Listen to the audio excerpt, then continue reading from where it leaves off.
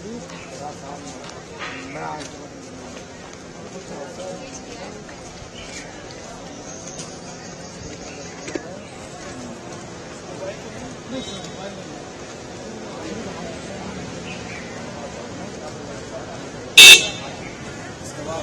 बहादुर शास्त्री जी के आप सेकंड बेटे हैं, किस तरह से देखते हैं इस बार चुनाव को, क्या उम्मीदें हैं? देखिए, पहली बात तो ये कि चुनाव में मैं देख रहा हूँ सब उत्साह इस बार कम दिख रहा है। और अभी हम मध्य प्रदेश का भी दौरा हमने किया और दिल्ली में भी देख रहे हैं वो उत्साह नहीं जो पहले पिछले चुनाव में हुआ करता था। अभी क्या कारण है, तो इसका विश्लेषण किया जाएगा। और जहाँ तक लाल बहादुर शास्त्री जी की बात है, उनके समय की बात है, उसमें तो इतना परिवर्तन आ गया है कि इसकी कल्पना भी नहीं की जा सकती थी। उस समय का चुनाव और आज के चुनाव में बहुत ही फर्क आ गया है। आज राजनीतिक मूल्यों में बड़ी तेजी से गिरावट आई है और अभद्र भाषा का प्रयोग किया जा रहा है चुनाव में, चाहे छोटा नेता हो बड़ा नेता हो। इस सब को देख के बड़ा दुख होता है। और मुझे तो ये लगता है कि इस समय एक अंडर करंट है परिवर्तन का, और एक परिवर्तन की हवा जरूर है। अंडर करंट सामने दिख नहीं रही है क्योंकि चुनाव आयोग के अब जो नए उनके कानून और कायदे हैं उसमें होर्डिंग, लाउड स्पीकर वगैरह सब बंद हो गए हैं, जिसकी वजह से पता नहीं चलता है।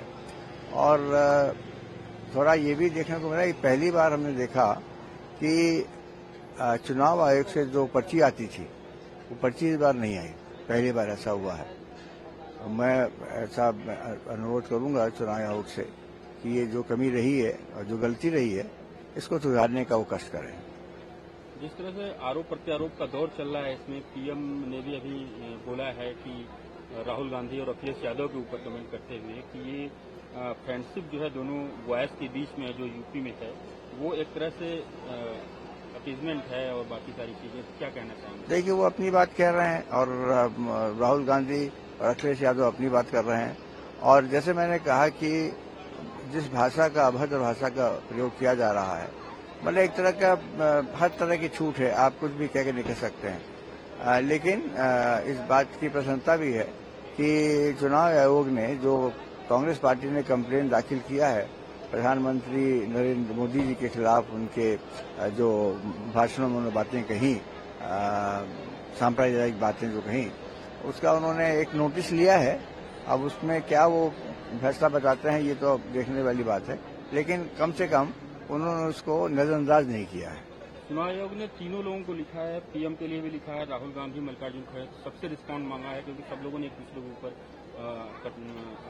आरोप प्रत्यारोप किया। ये ठीक अच्छा संकेत है। अगर इस तरह की कंप्लेंट की गई है, शिकायत हुई है, दर्ज हुई है, तो चुनाव आयोग का फर्ज हो जाता है कि उसमें इंक्वायरी करे, देख के पता करे सच्चाई कितनी है। इस बार जो 88 सीटों पे लगभग सेकेंड फेज में चुनाव हो रहा है, पोलिंग शुरू हो गई है, किस तरह देखते हैं, किस तरफ झुकाव है, मुद्दे क्या हैं इस बार जिसपे जनता लग रहा है कि वोट करेगी? देखिए, मुद्दे इस समय सबसे बड़ा मुद्दा है बेरोजगारी और दूसरा बड़ा मुद्दा है किसानों की समस्याएं। ये दो बड़े मुद्दे हैं। और तीसरा मुद्दा जो अभी निर्मित किया है भारतीय जनता पार्टी ने, वो है संविधान को लेकर। और ये एक जगह जगह में एक संदेह मन में, सबके जो मतदाता हैं उनके मन में एक संदेह आ रहा है। राजस्थान भी मैं गया था और एक ये आ रहा है कि संविधान भारतीय जनता पार्टी बदलेगी, इसीलिए स्पष्टीकरण करना पड़ता प्रधानमंत्री को कि नहीं, ऐसा हम करेंगे नहीं। लेकिन कहीं कुछ ऐसी बातें हुई हैं जिसके वजह से एक जनता के मन में एक बहुत बड़ा संदेह है कि संविधान बदला जाएगा। मेरा व्यक्तिगत रूप से ऐसा मानना है कि भारतीय जनता पार्टी को अगर बहुमत मिलता है और इतना बहुमत मिलता है कि संविधान के साथ वो छेड़छाड़ कर सकते हैं, तो संविधान में जरूर बहुत बड़ा बदलाव आएगा, जो मैं समझता हूँ देश के लिए अच्छा नहीं है, लोकतंत्र पर बहुत बड़ा आघात पहुंचेगा।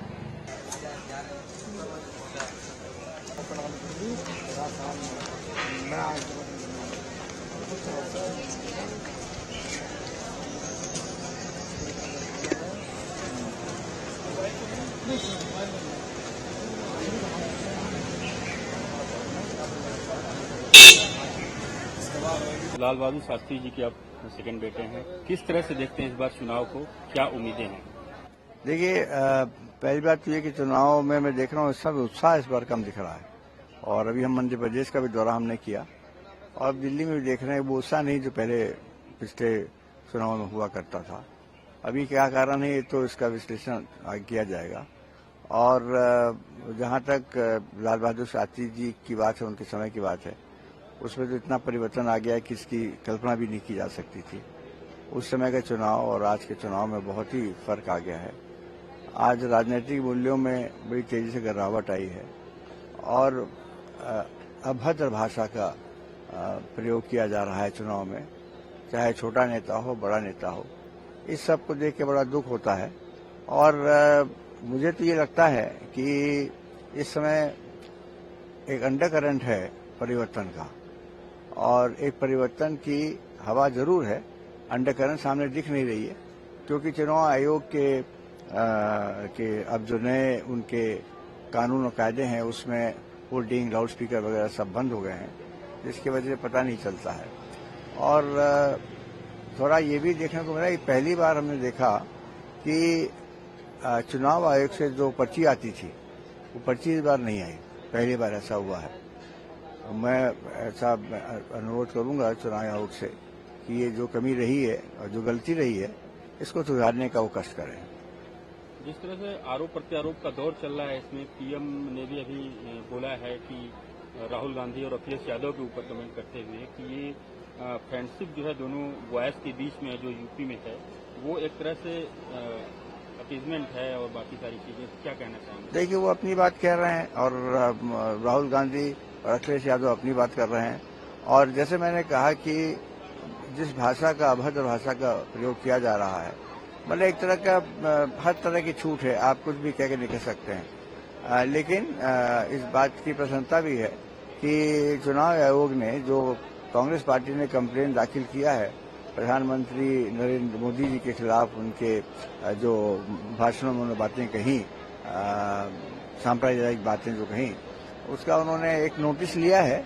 अब उसमें क्या वो फैसला बताते हैं ये तो देखने वाली बात है, लेकिन कम से कम उन्होंने उसको नजरअंदाज नहीं किया है। चुनाव आयोग ने तीनों लोगों को लिखा है, पीएम के लिए भी लिखा है, राहुल गांधी, मल्लिकार्जुन खड़गे, सबसे रिस्पॉन्ड मांगा है क्योंकि सब लोगों ने एक दूसरे के ऊपर आरोप प्रत्यारोप किया। ये ठीक अच्छा संकेत है। अगर इस तरह की कंप्लेन की गई है, शिकायत हुई है, दर्ज हुई है, तो चुनाव आयोग का फर्ज हो जाता है कि उसमें